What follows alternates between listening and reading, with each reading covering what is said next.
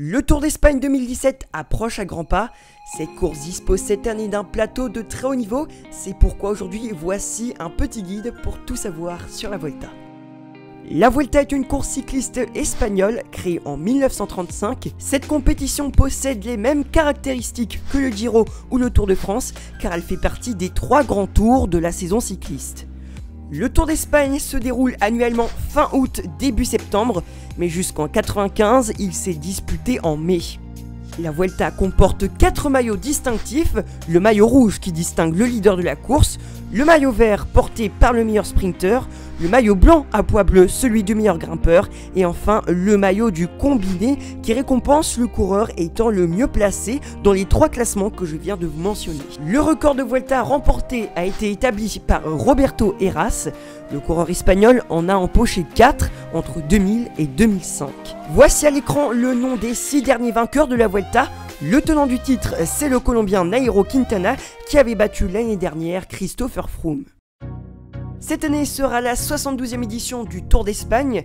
Les coureurs devront parcourir 3324 km.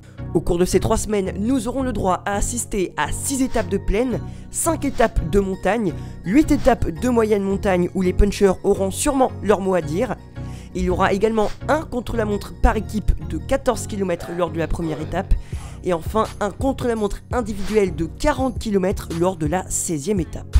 Notons également que 50 cols seront gravis par les coureurs. Cette année, c'est la ville de Nîmes qui aura l'honneur d'accueillir le départ de la Vuelta. Il faut savoir que cette ville française a beaucoup de liens culturels, artistiques et historiques avec l'Espagne. Parmi les étapes à suivre, nous aurons tout d'abord la 3e étape entre Prades et Andorre.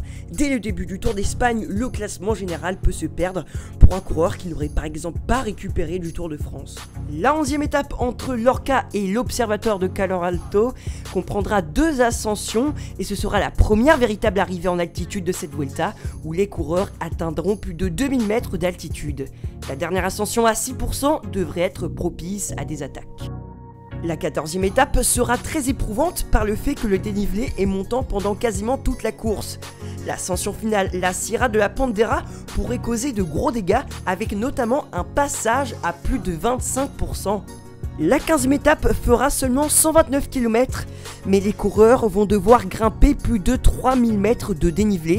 La dernière ascension, elle, ne fera pas de cadeau aux coureurs qui seront épuisés suite à l'étape de la veille. Ce profil peut faire penser à l'inoubliable étape de Formigal, où l'année dernière Quintana avait pris plus de 2 minutes à Christopher Froome. Et enfin la 20e étape à ne surtout pas manquer, puisque l'arrivée sera jugée au sommet de la terrible ascension de l'Angliru. Ce col de 12,5 km comporte un kilomètre à 18% et un passage à 24% à 2 km de l'arrivée. Espérons que les écarts soient encore restreints à ce stade de la compétition afin d'assister à un merveilleux combat entre les leaders. Au niveau des favoris de cette édition 2017, nous aurons vraiment du beau monde. Tout d'abord, le Britannique Christopher Froome, le dernier vainqueur du Tour de France, qui rêverait de remporter 2 grands tours d'affilée.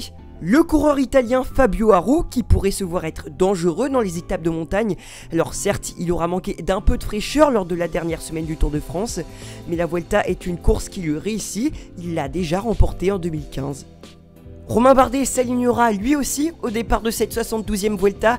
Alors il est vrai qu'il y va un peu à l'aveugle puisque c'est la première fois qu'il participe à un autre grand tour que le Tour de France. Mais il nous a montré sur la grande boucle qu'il était aussi fort que Christopher Froome dans la montagne. Donc si le Français a bien récupéré de ses 3 semaines de course intense, il aura sa carte à jouer sur cette Vuelta. Pour Alberto Contador, la Vuelta sera la dernière course de sa carrière. Le champion espagnol qui a déjà remporté 3 fois la Vuelta dispose d'une dernière opportunité pour égaliser le record de Roberto Heras. Mais bon, Alberto Contador ne dispose plus du panache qui le rendait si fort ces dernières années. Un podium serait parfait pour qu'il puisse faire ses derniers adieux à son public. Et puis pour terminer, Vincenzo Nibali, moi j'en fais mon favori principal puisque c'est l'un des seuls favoris à ne pas avoir participé au Tour de France, donc il disposera d'une meilleure fraîcheur que ses adversaires.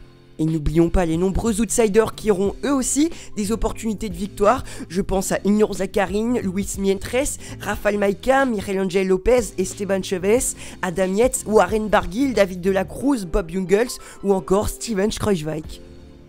C'est la fin de cette vidéo, j'espère en tout cas que nous aurons affaire à une Vuelta aussi captivante que le Tour de France et le Giro de cette année. Si cette vidéo vous a plu, n'hésitez pas à laisser un commentaire et à vous abonner. Et puis moi je vous laisse et je vous dis à très bientôt pour une nouvelle vidéo. Salut tout le monde.